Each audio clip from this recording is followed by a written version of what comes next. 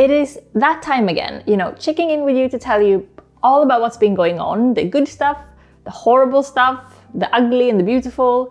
I last did one of these in summer, so obviously a lot has happened since then, but maybe not in the typical way for me, because actually this autumn winter has for me been really quite unusual. So let's sit down together, have a little tea and catch up, shall we? Yes, we shall. It all started this summer because I first got COVID, like quite a bad case of it. So I was completely out of it for almost 3 weeks. Not completely out of it. I could read and watch films and those things, but I couldn't work, and I definitely didn't have the energy to care all that much about things. And you know me, I'm such an over-carer. I care so much about work that to completely check out like this, I honestly haven't done it in years and years. And then straight after I got well again, David and I went to Sweden for 3 weeks for the best Sweden trip in absolute ages. I think it was actually because of the COVID that we had already stressed down and unwound before going on holiday, instead of, frantically rushing to get everything done last minute before your holiday so that you're all flustered and hyper the first week or so of your trip, you know what I mean?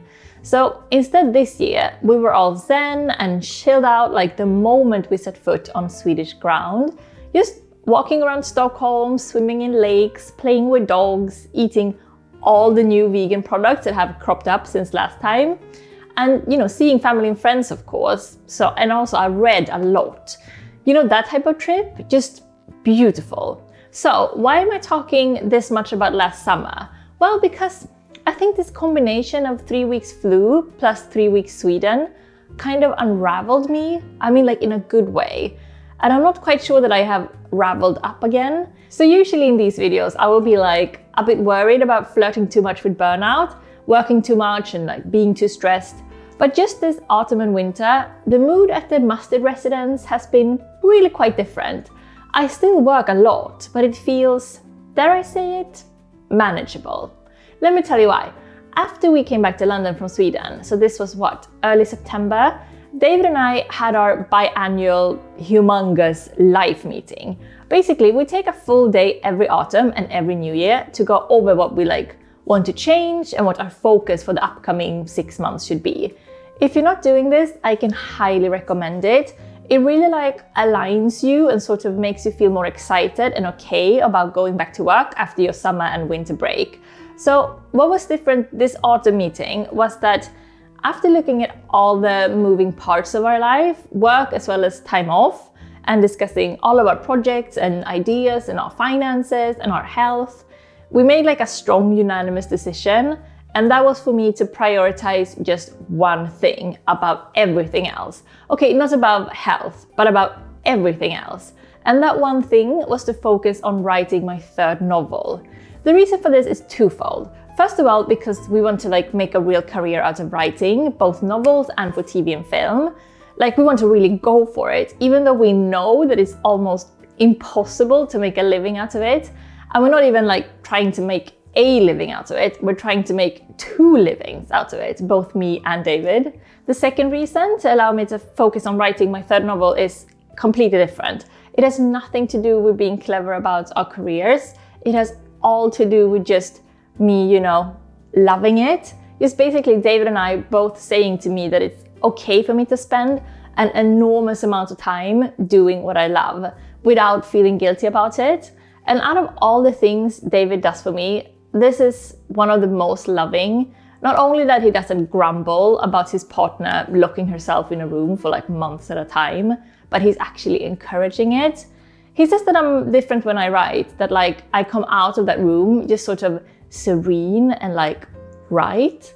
So to manage this and really take it seriously, we set up some sort of parameters that we have been trying to stick to this autumn and winter. First of all, making just one social plan per week. And when the calendar has one social engagement that week, it's considered full and any other plans have to be pushed forward. This might sound really quite antisocial, but luckily for me, almost all of my friends are either authors or influencers. And when you're telling them that you can't see them this month because you're working on a project, they not only understand, but they cheer you on because they know the feeling of locking yourself in that room, having a delightful time in your own solitude. Second parameter, turning off social media for the majority of the day. It frazzles the mind, so like to concentrate and get into that calm, creative mindset, I've had to be quite strict with myself, using one of those social media blocking apps and like keeping my phone on do not disturb.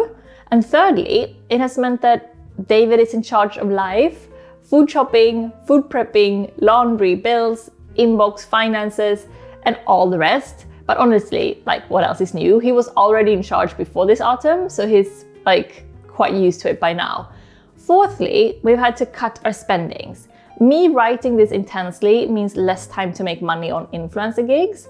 So we've been like holding our money hard, but on the other hand, that's not so hard to do when you're just like sitting in a room all day with a menagerie of made up characters. And finally, and this one is a weird one because it's not a practical thing, but more of like a mental sort of attitude. Because to be able to start writing this third novel, I've had to like climb over quite a big mental hurdle. And that is the hurdle of starting on a story that is, well, more ambitious and like larger than my two previous novels.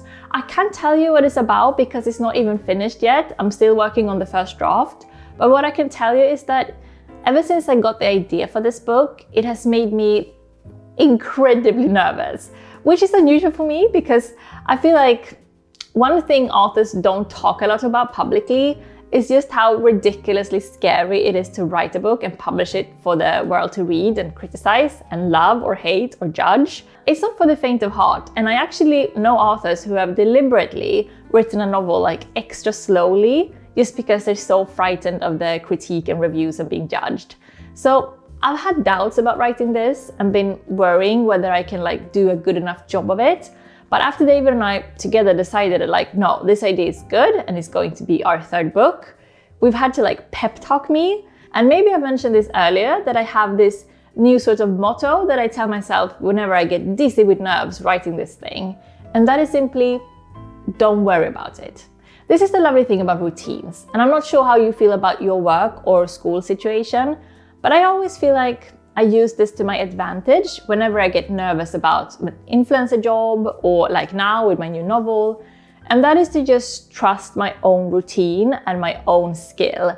And now I've written 2 published novels already. This is not my first rodeo. So instead of overthinking it, which is, you know, my forte, I've been sitting down in that chair with my pot of tea and a scented candle, you know, my favorite classical music playlist, and just shutting down my overthinking consciousness and trusting that my subconscious and my fingers, that they together, they know how to write a novel, they have done it before. I can step back and just let them get on with it. It doesn't always work, and sometimes I get the nerves and the doubt, but often it does work and I get over myself and can just like get on with things. Do you ever feel like that, as if your nerves are sort of getting in the way of your work or your projects? It's really rare for me, so I've had quite a weird time trying to deal with it. What are you working on right now, by the way? Any fun work or uni things or passion projects going on? So that's what I've been doing, and honestly, I'm so like, even talking about this novel project now with you, I'm getting so many feels, like nervous, but also so goddamn eager to tell you about it. It's just like such a long process of solitude and secrecy and trusting in your own gut.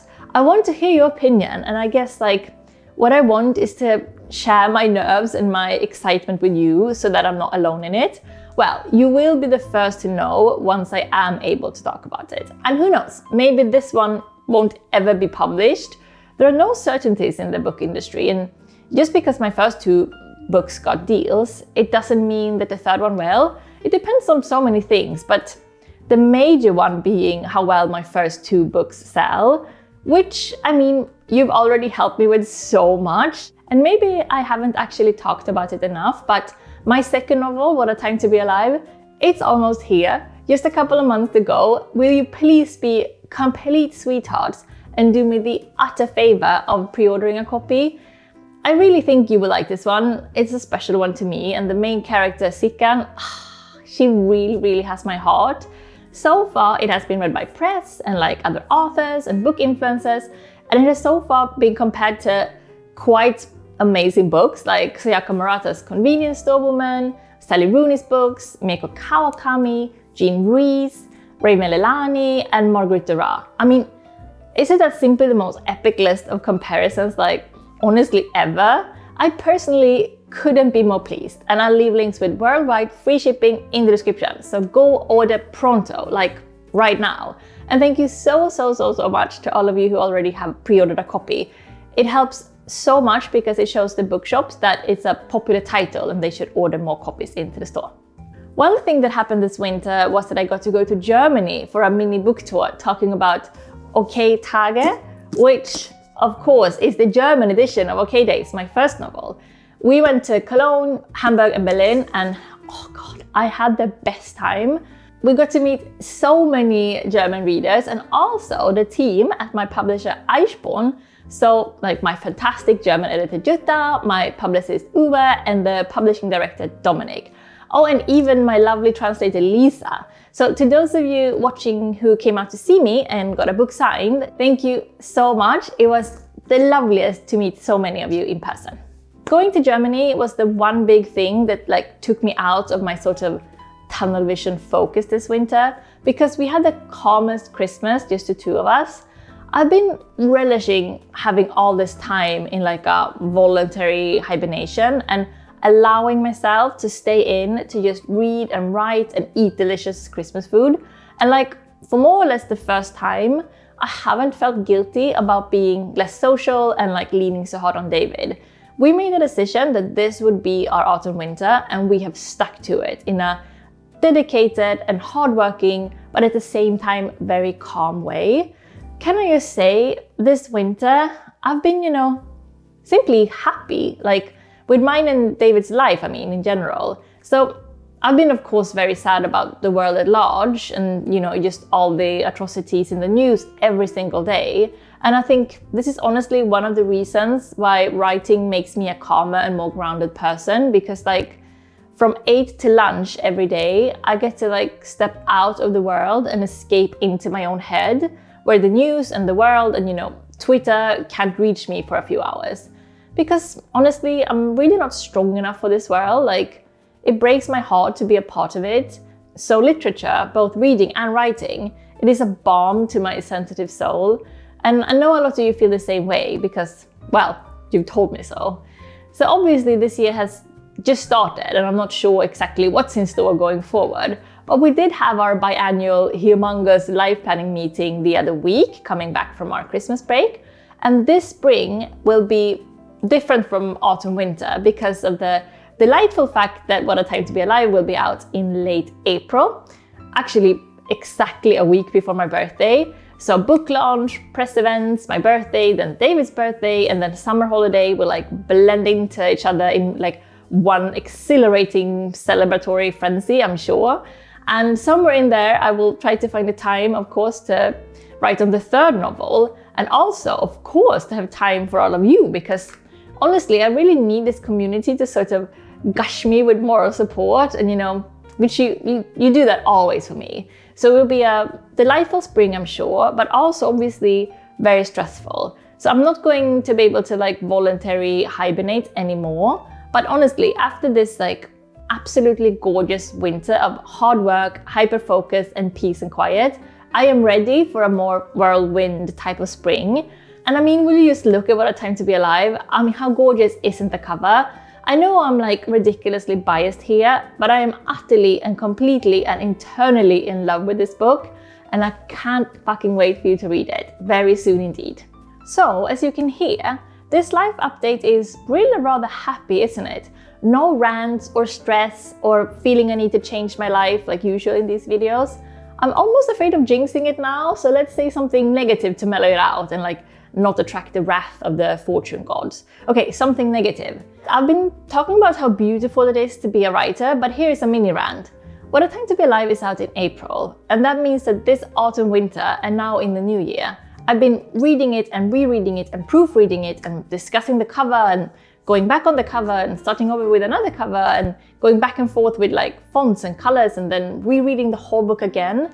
I know this book better than I know my own flat. I know the details to a degree that I can tell exactly where each comma goes in each sentence. I could act out the dialogue for you. Again, writing. It's not for the faint of heart or for the easily bored, but I'm done. It's sent off to the printers, no more fiddling with commas back and forth. What's written is written. And oh God, how I hope you will love it and love my best girl Sikan.